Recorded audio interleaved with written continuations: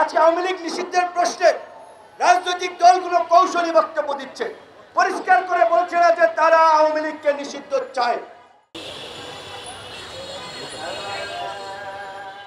আওয়ামী লীগ নিষিদ্ধের দাবিতে আমরা এখন আটঘাট বেঁধেই মাঠে নামতে চাই। কারণ আমরা দেখেছি যে জুলাইয়ের পরে এই যে জুলাইয়ের চেতনার কথা বলে কেউ উপদেষ্টা হয়েছে, কেউ সচিব হয়েছে, কেউ আইজিপি হয়েছে, কেউ এসপি হয়েছে, ডিসি হয়েছে, কিন্তু জুলাইয়ের যারা ক্ষতিগ্রস্ত পরিবার তারা একটা ছাড়পত্রের জন্য ডিসির কাছে যেতে পারে না, এসপি অফিসে বিচারের জন্য যেতে পারে না, গ্রেপ্তারের জন্য কথা বলতে পারে না। রাজনৈতিক দলগুলো এই জুলাইয়ের পরে কেউ প্রশাসন নিয়ন্ত্রণে নেওয়ার জন্য ব্যস্ত হয়ে গেছে, কেউ গণমাধ্যম নিয়ন্ত্রণের জন্য ব্যস্ত হয়ে গেছে, কেউ ব্যাংক নিয়ন্ত্রণ করার জন্য ব্যস্ত হয়ে গেছে। 2-1 লাখ টাকা দিয়ে একটা জীবনের মূল্য এটা পরিমাপ করা যায় না। আর এই দায়িত্ব অবশ্যই কোন রাজনৈতিক দলের না, এই দায়িত্ব সরকারের।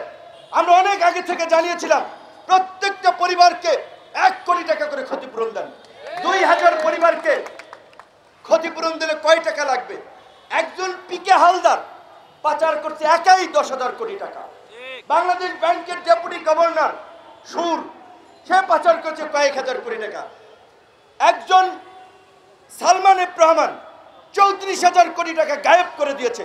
তো 2,000 কোটি টাকা এখানে এই আহত এবং নিহতদের ক্ষতিপূরণে দিলে কি এমন আহামরি হবে?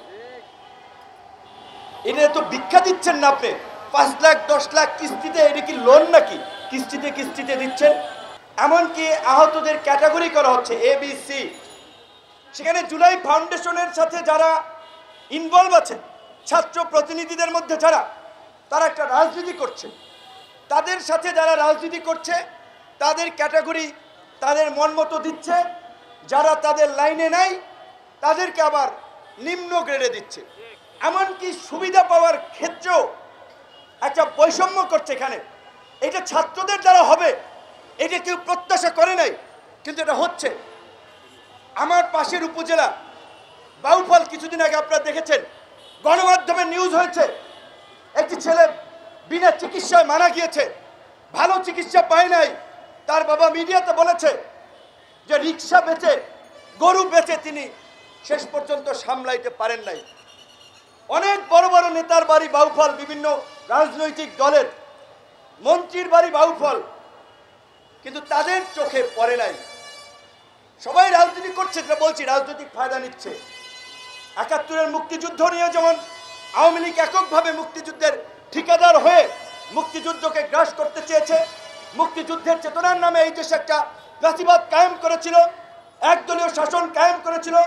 এখন এই জুলাইকে নিয়েও কোনো গোষ্ঠী একটা ব্যবসা করতে চাচ্ছে, চেতনার ব্যবসা। জুলাইকে তাদের রাজনীতি একটা হাতিয়ার বানাতে চাচ্ছে। তাই আমরা বলবো যে এই জুলাই মঞ্চ কিংবা ইনকিলাব মঞ্চ, এরকমের আরও যারা আছে, আপনারা অল্প কিছু লোক হলেও আপনারা চেষ্টাটি চালিয়ে যান।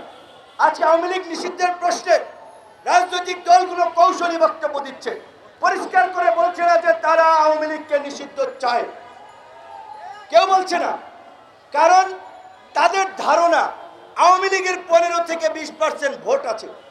কাজে এই ভোট যদি আমরা ভাগাতে পারি, আওয়ামী লীগের কিছু নেতা আছে, তাদেরকে আমাদের দলে নিলে দল ভারী হবে, দল শক্তিশালী হবে।